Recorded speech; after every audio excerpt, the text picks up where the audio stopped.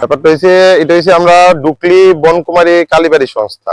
আমরা এখানে জাগ্রত মায়ের মন্দির আছে। আমরা প্রত্যেক অমাবস্যাতে মায়ের এখানে ভোগ লাগে, কিংবা আমরা প্রত্যেক সময় নিত্য পূজা হয়।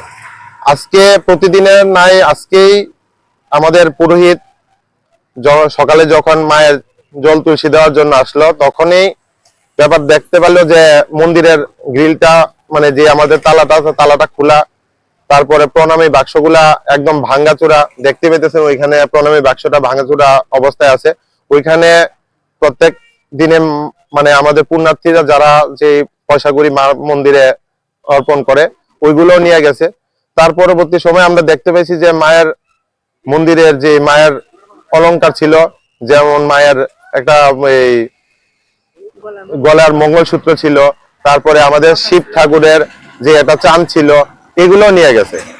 তো তখনই আমরা বাধ্য হইয়া পুলিশের দ্বারস্থ হইলাম। আমরা থানাতে, আমতলী থানাতে ফোন করলাম। তখন থানা আইলো, দেখলো, যেগুলো এভিডেন্স পাইছে সবগুলা নিয়ে গেছে। আমরা আশাবাদী যে আশা করি খুব কম সময়ের মধ্যে এই চোরগুলা ধরা পড়তে পারে, কারণ এর আগে এমন অনেক ঘটনা হয়েছে।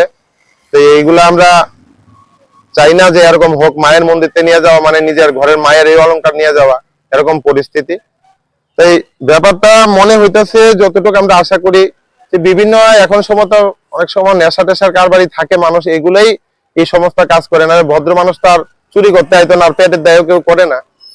তাই আমরা সবাই মিলে উপস্থিত হইলাম, এলাকাবাসী উপস্থিত হইয়া সেরা থানাতে ফোন করলাম। থানা বাবুর আইলো, আয়া দেখলো, দেখা কথাবার্তা কইলো।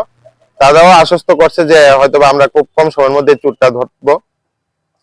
এই বিষয়টাই আজকে হইলো আর কি। সব তাই লেগে এলাকাবাসী এখানে একত্রিত জড়ো হয়েছি। এটা হইলো আমাদের ডুকলিতে বনকুমারী কালীবাড়ি সংস্থা মন্দির।